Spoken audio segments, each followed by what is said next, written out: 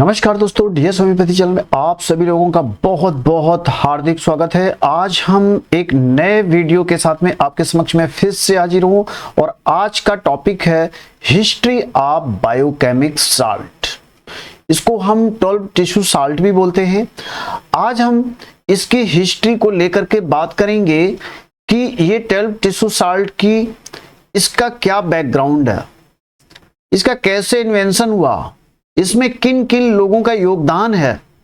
और जैसा कि बोला गया है कि 12 टिश्यू साल्ट के जो फाउंडर हैं वो डॉक्टर डब्ल्यू.एस. सुसलर जी हैं।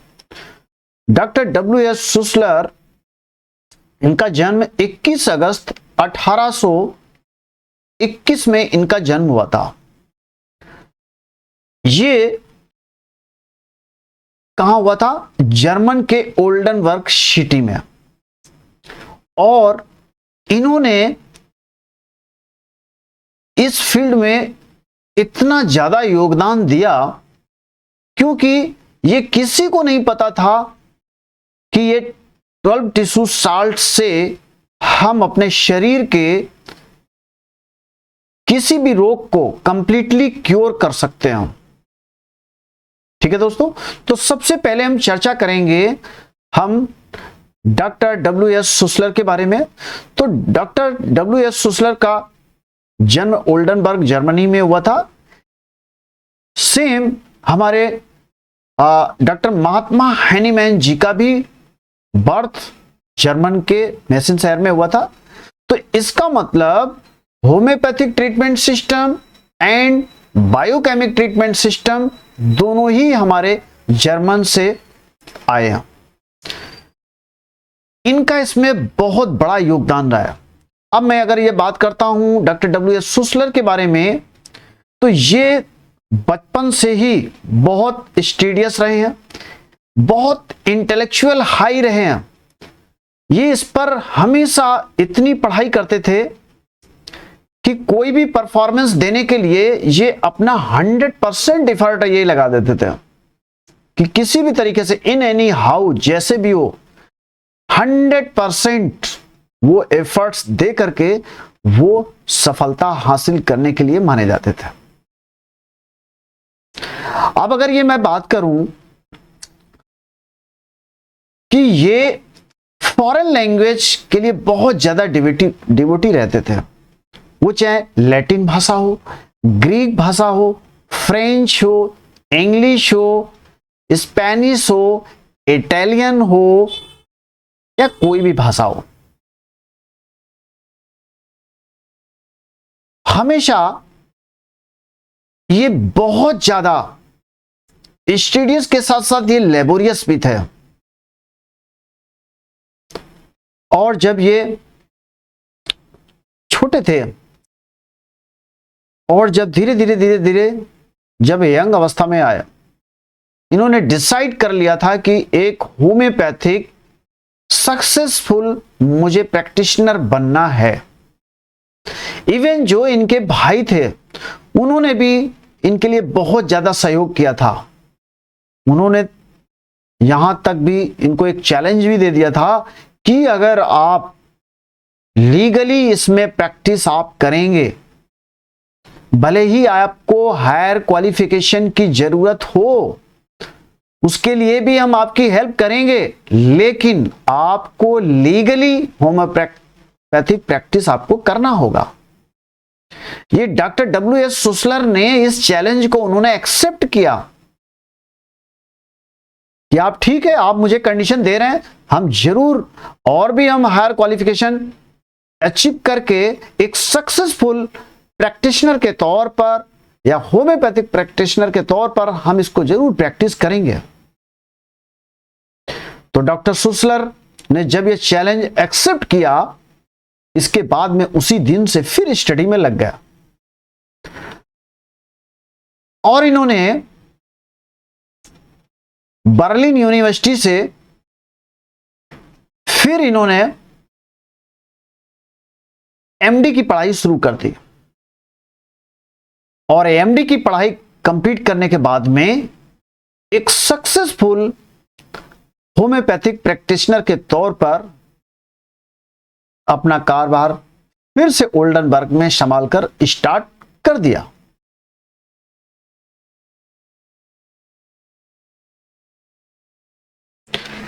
अब ये मैं बात करता हूं इसकी हिस्ट्री के बारे में। अभी तक जो भी मैंने ये बताया डॉक्टर सुसलर के बारे में मैंने बताया था, अब हम आते हैं इसकी मेन हिस्ट्री पर।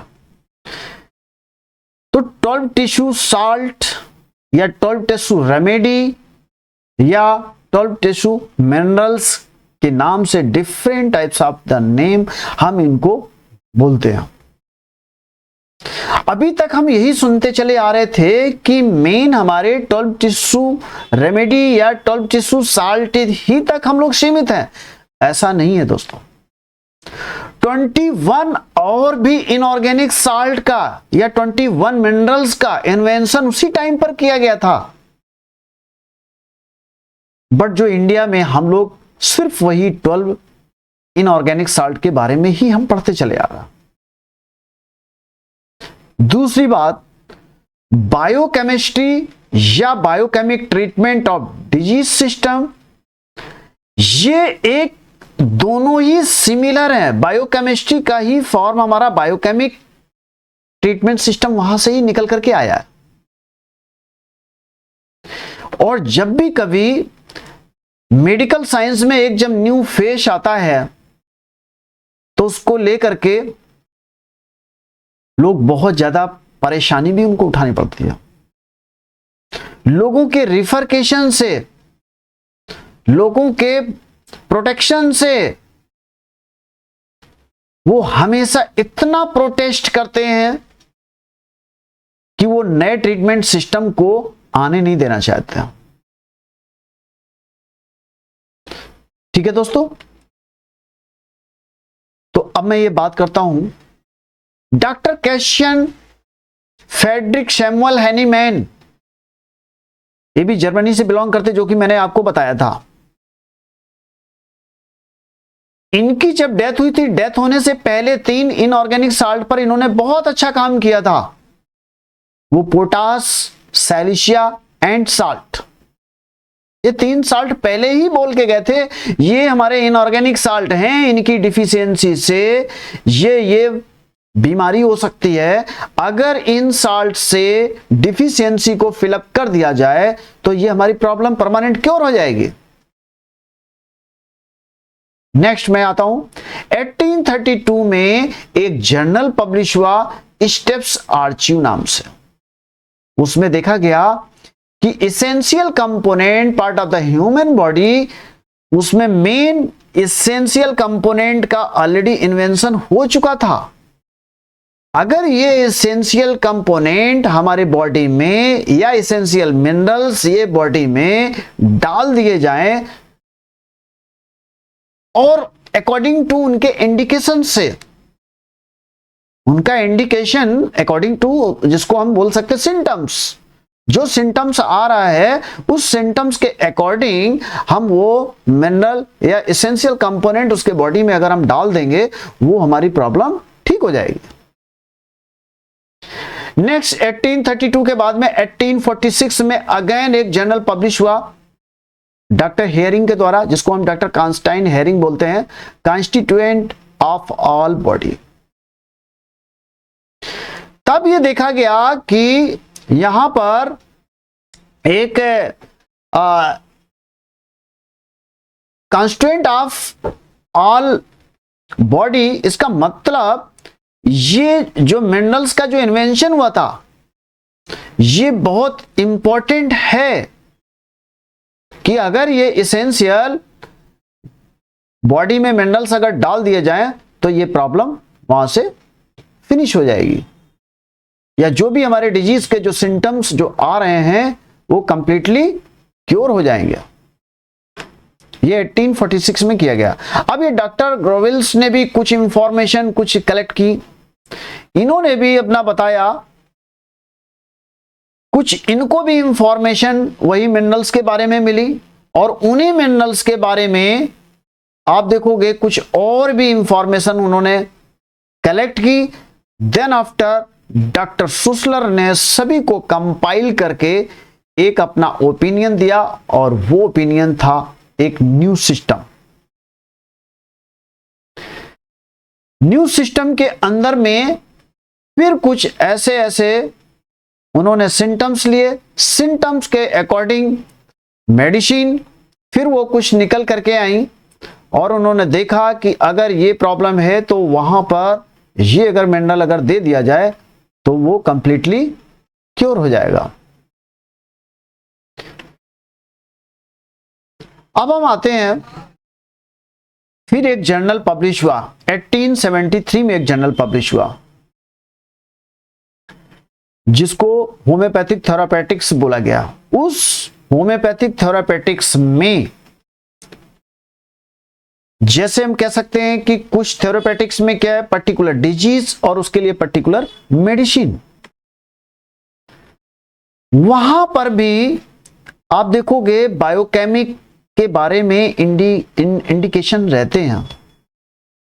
वो थेरापेटिक्स में अगर होम्योपैथी की कुछ मेडिसिन अगर इंडिकेट की है तो वहां पर बायोकेमिक का भी वहां पर जिक्र किया गया।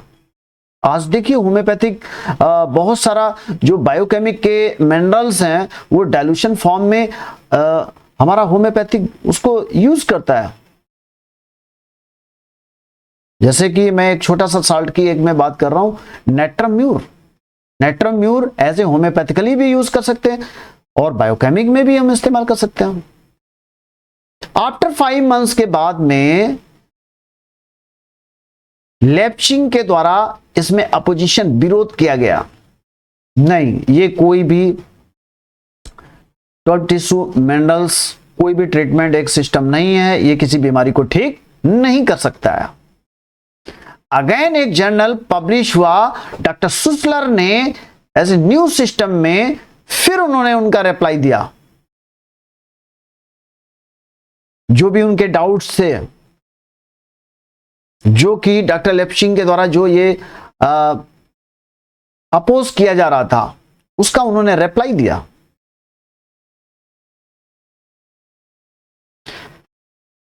फिर ये डॉक्टर हियरिंग ने भी इसके ऊपर में बहुत अच्छा काम किया।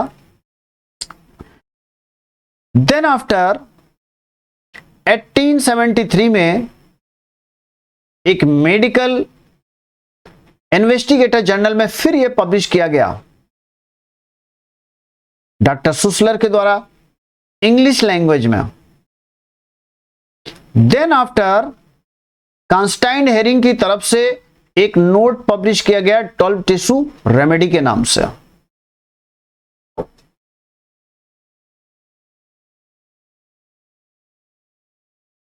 अब अगर ये मैं बात करता हूं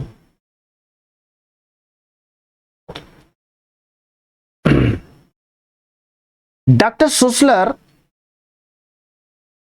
जब इनका डेथ हुआ था, डेथ होने से पहले 1898 में 25th जर्मन एडिशन में अगेन पब्लिश करके ही वो गए थे एज ए, उसको बोला गया न्यू सिस्टम। उस न्यू सिस्टम में भी 12 इनऑर्गेनिक साल्ट के बारे में पहले से ही वो जिक्र करके गए थे। इसके बाद में बोरिक एंड दवे ने फिर इन सबको कंपाइल किया। कंपाइल करने के बाद में एक सिस्टमेटिक ऑर्गेनाइज वे में फिर इन्होंने एक बुक प्रिपेयर की बोरिक एंड दवे ने, जिसका नाम था 12 टिश्यू रेमेडी। ये 300 पेजेस की इन्होंने एक बुक को पब्लिश किया अपने अथक प्रयास के द्वारा, अपनी अथक मेहनत के द्वारा। और ये बहुत एक छोटी सी बुक थी। ये बायोकेमिक सिस्टम को इन लोगों ने बहुत अच्छे से इस पर मेहनत किया।